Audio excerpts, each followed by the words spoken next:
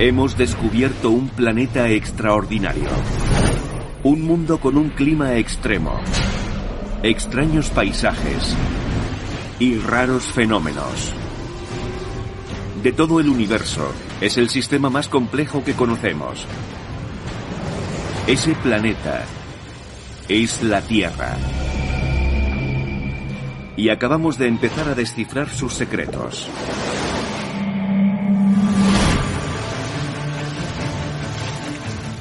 Parece una vista muy familiar, pero es uno de los fenómenos más extraños del universo. Y los humanos no podríamos vivir sin él. El agua de nuestros cuerpos existe desde hace millones de años. Probablemente todos nosotros llevamos agua que ha pasado antes por Albert Einstein y George Washington. Se llama lluvia. Y fue creada por fuerzas muy poderosas, aunque poco conocidas. Un misterio que a veces es creador de la vida.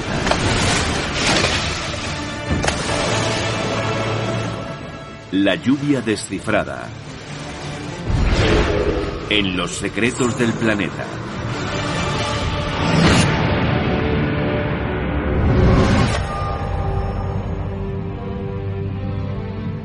Incluso desde el espacio resulta evidente que la Tierra es un planeta especial. Es único en el sistema solar, porque tiene grandes océanos. Y cae agua del cielo. Cuando vemos la Tierra desde el espacio, dos cosas llaman la atención: el blanco de las nubes y el azul de los océanos. Isla de Vancouver, Canadá, la región más húmeda de Norteamérica. En ella caen como media anual unos sorprendentes 6.400 litros por metro cuadrado. Los océanos, las nubes e incluso el agua que hay en el musgo que me rodea forma parte del mismo ciclo, el ciclo que sostiene la vida en nuestro planeta. Este ciclo incluye todo, desde el aliento que añade humedad al aire, al agua que se posa sobre este musgo, hasta un río como este, que fluye hacia el océano. O esto. Incluso los desiertos más secos del mundo, como el Valle de la Muerte, han sido conformados por la lluvia.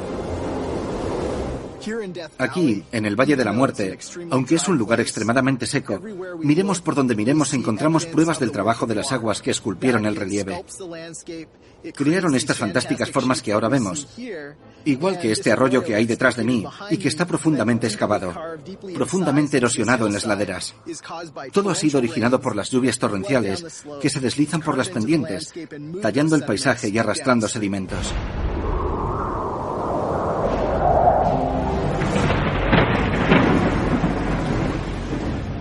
La lluvia puede parecer sencilla, pero pocas personas en nuestro planeta saben cómo funciona. Que depende de visitantes del espacio exterior y de unas extrañas criaturas terrestres que forman el agua que cae del cielo. El secreto de la formación de la lluvia comienza de forma básica.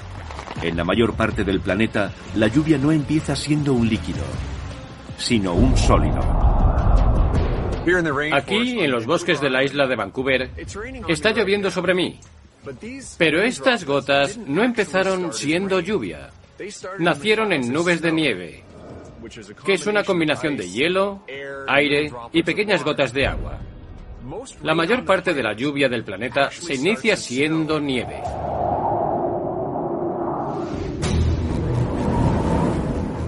En las zonas más altas de la atmósfera del planeta, la temperatura está muy por debajo de 0 grados. A los niños se les dice que el agua se congela a 0 grados, pero no lo hace. Quiere congelarse porque está por debajo del punto de congelación, pero no puede. Necesita una impureza. Una impureza sobre la que se forman cristales de hielo que acaban constituyendo un sólido. Y la atmósfera de nuestro planeta está repleta de pequeñas impurezas que desempeñan esa función vital. Las partículas que encontramos en la atmósfera provienen de muchos lugares diferentes, desde la espuma del mar, los fuegos de los bosques y el humo que producen. Incluso aquí, en el Valle de la Muerte, las tormentas de arena recogen el polvo y lo lanzan al aire, y desde allí sube a las nubes. Algunas partículas causantes de lluvia proceden del espacio exterior. Todos los días, 2.700 kilos de minúsculos micrometeoritos se estrellan contra la atmósfera terrestre. Resulta difícil de creer, pero se estima que la Tierra recibe más de 10.000 toneladas de ellos al año, ya que viajan a través de una nube de minúsculos micrometeoritos. Son muy pequeños. Un micrometeorito es menos ancho que un cabello humano. Eso quiere decir que no se produce mucha fricción cuando cae. Por eso no arden en la atmósfera como lo haría un gran meteorito.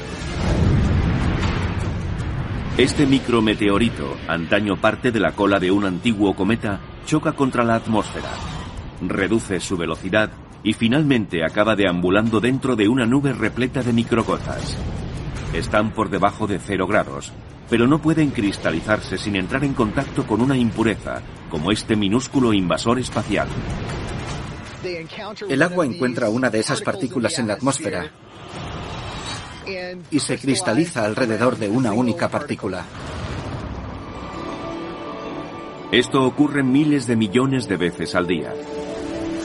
Y hay pruebas de ello en cualquier rincón del planeta. Cualquiera puede encontrar micrometeoritos. Todo lo que hay que hacer es recoger agua de lluvia y buscar un potente imán. Se coge el imán y se mete en el agua durante un par de minutos para asegurarse de que atrae lo que hay dentro. Si luego miramos por un microscopio, las formas esféricas que aparecen tienen grandes probabilidades de ser micrometeoritos. Cuando la gota se ha convertido en un cristal de hielo alrededor del micrometeorito, presenta una superficie sólida mayor, sobre la que otras gotas se congelan. Resulta que el hielo es la mejor plantilla para el hielo. En cuanto se inicia la congelación, empiezan a formarse cristales muy rápidamente a partir de esa plantilla. El pequeño cristal crece y forma un copo de nieve, lo suficientemente pesado para caer, pero su viaje dista mucho de haber terminado. Cuanto más se acerca al suelo, más sube la temperatura. Y al atravesar capas de aire más caliente, este aire le comunica energía al cristal de hielo. La nieve empieza a fundirse y se convierte en lluvia. Aquí en Vancouver acaba llegando al suelo. En un día lluvioso como hoy, en cada gota de lluvia podríamos encontrar un micrometeorito. Veamos de cerca esta gota de agua. Podría contener algo. En lugar de haber sido formada por un pequeño granito de tierra o micrometeorito, podría haber sido formada por un ser vivo. Pero si no fuera así, no sería la lluvia más extraña que ha caído sobre el planeta Tierra.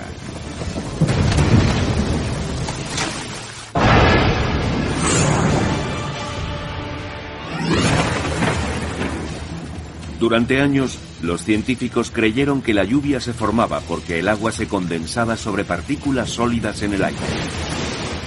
Pero resulta que algunas veces, la lluvia es causada por criaturas vivas atrapadas en el cielo y desesperadas por volver a tierra firme. Sabemos desde hace mucho tiempo que los microbios utilizan la atmósfera para desplazarse. Dentro de 1 metro cúbico de una nube pueden encontrarse unos 100.000 microbios. En nuestro planeta, el aire caliente superficial asciende todos los días por la atmósfera, arrastrando con él 2 millones de toneladas de bacterias. Una de esas especies bacterianas es una notable criatura llamada Pseudomonas syringae, que vive en las plantas, incluso en las que nos sirven de alimento. En una hoja típica de una planta como esta, 1 centímetro cúbico de ella podría contener unos 100.000 organismos microbianos individuales. Los agricultores odian las Pseudomonas syringae porque poseen la rara habilidad de formar hielo en las cosechas a temperaturas a las que el agua normalmente no se solidificaría. ¿Cómo lo hacen? Sorprendentemente, han hecho evolucionar una proteína que fuerza al agua a tomar la misma forma sólida que un cristal de hielo. Después, el agua fría se fija al cristal formando más hielo. Aquí en el sur de Luisiana no suelen darse muchas heladas, pero cuando se producen pueden arruinar las cosechas. Como ejemplo, un campo de caña de azúcar puede ser barrido en menos de una hora. Las Pseudomonas syringae y otras bacterias nucleadoras de hielo que se encuentran en los cultivos son las responsables de la mayor parte de los daños que producen las heladas. En el laboratorio podemos ver cómo funcionan las Pseudomonas syringae. Aquí tenemos un poco de agua líquida que ha sido enfriada a menos de 7 grados centígrados. Vemos que no está helada. Y ahora voy a añadirle un pequeño cultivo de Pseudomonas syringae.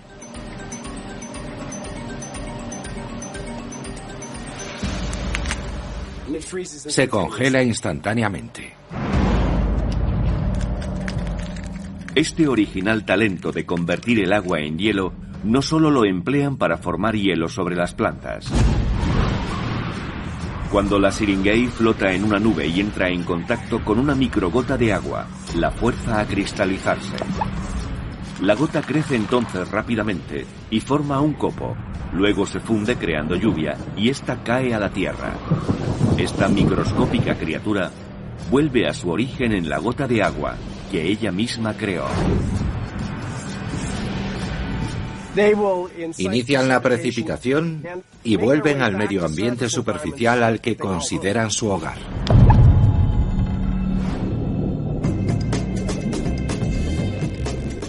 Pero la syringae no es con mucho el más extraño secreto de la lluvia.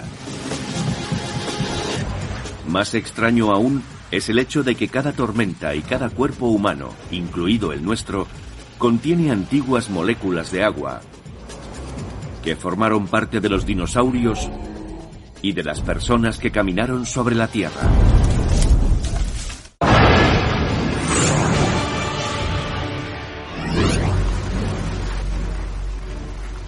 Los humanos estamos formados principalmente por agua.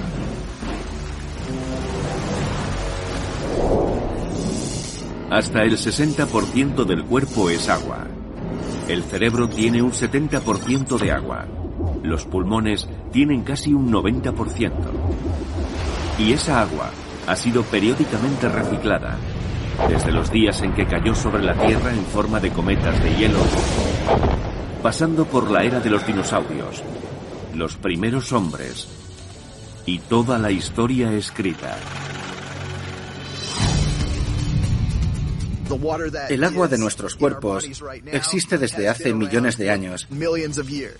Probablemente todos nosotros llevamos agua que ha pasado por Albert Einstein y George Washington.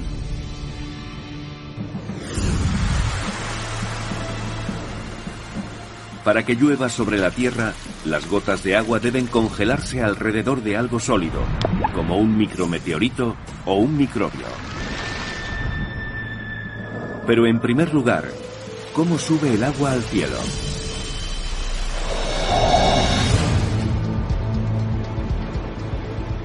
Estamos en una calurosa tarde en una zona residencial de Norteamérica. En las superficies de las casas, jardines, carreteras y edificios, el agua líquida se está calentando, evaporando y pasando al aire en forma de vapor de agua. Cerca de la superficie, las moléculas de agua de un típico charco absorben el suficiente calor para dar el salto, la transformación súbita de líquido a gas. En un instante, se separan de sus antiguas compañeras, las moléculas de agua del charco, y suben por el aire. En ciertos lugares, conforme una masa de aire se calienta más que el aire ambiental, se vuelve inestable y menos densa, y asciende como un globo de helio por la atmósfera, llevando humedad con él. En todo el planeta, 350 cuatrillones de litros de agua suben cada año desde los océanos y la Tierra.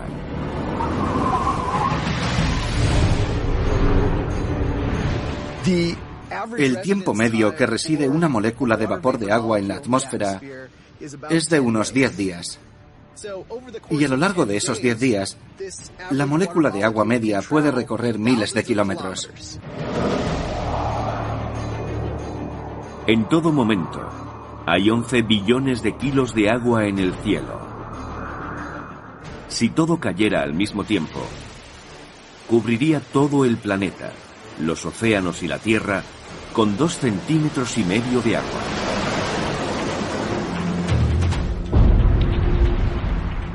Al subir, las moléculas de agua se enfrían a un ritmo constante de 6,5 grados por kilómetro. Y al volverse más denso el aire que refrigera las moléculas de agua, estas comienzan a desacelerarse. De repente llegan a un punto crítico. Cuando chocan entre sí, se pegan unas a otras y se condensan formando líquido. Si son suficientes, toda esa masa se hace visible para los humanos. Se ha formado una nube. Empezamos a ver cómo se juntan las gotas de agua. Hay suficiente condensación para que se refleje la luz y las veamos en forma de nube. En el sistema solar no son extrañas las nubes. En Venus, una nube perpetua de mortífero ácido sulfúrico refleja fuertemente la luz solar y la devuelve al espacio. Por eso brilla tanto. Probablemente su nombre proviene de Venus, la diosa de la belleza y del amor. Brilla mucho, sí, pero gracias al ácido sulfúrico. Las nubes de Marte son mechones de dióxido de carbono. Júpiter tiene una gruesa capa de amoníaco. En las nubes de la Tierra, las microgotas de agua son demasiado pequeñas y la luz las puede atravesar. Millones de ellas forman cristales de hielo y entonces inician su camino de vuelta a la superficie terrestre. Pero para ello necesitan aglutinarse alrededor de algo sólido. Entonces entran en juego las nubes de partículas de las tormentas de arena, los fuegos forestales, los volcanes en erupción, los micrometeoritos e incluso las microscópicas criaturas. Aunque algunas veces en la Tierra caen del cielo cosas mucho más extrañas.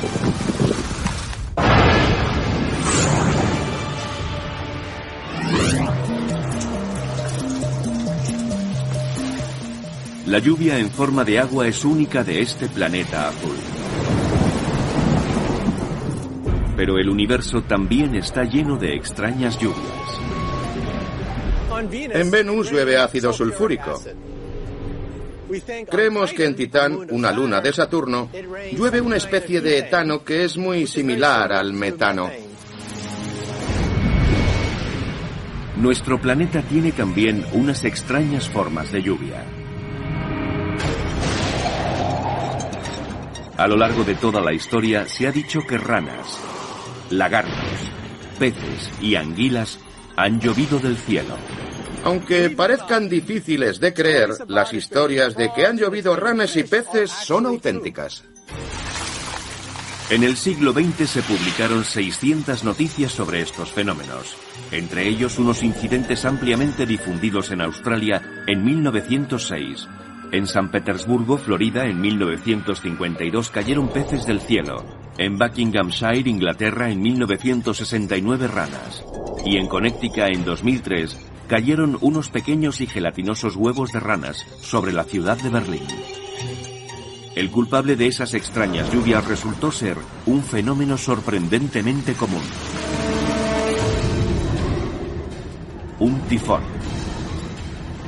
Es esencialmente un tornado sobre el agua que puede girar a más de 300 kilómetros por hora.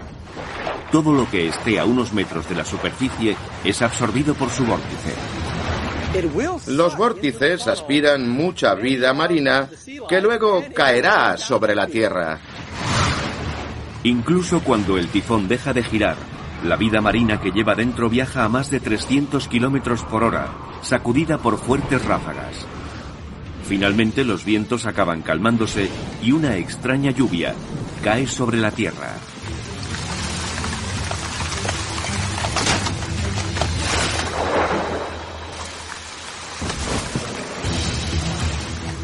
Pero la lluvia de agua ha mantenido sus secretos durante milenios. Ahora estamos descubriendo cómo el agua da el sorprendente salto de pasar de sólida a líquida y a gas, un hecho que es único de nuestro planeta. También estamos descubriendo cómo la lluvia depende no solamente de la temperatura y la presión, sino de los volcanes, los fuegos forestales y las tormentas de arena, así como de invasores del espacio e incluso de formas invisibles de vida. Y sobre todo, cómo la lluvia ha convertido a este tercer planeta desde el Sol en el astro con más agua que conocemos.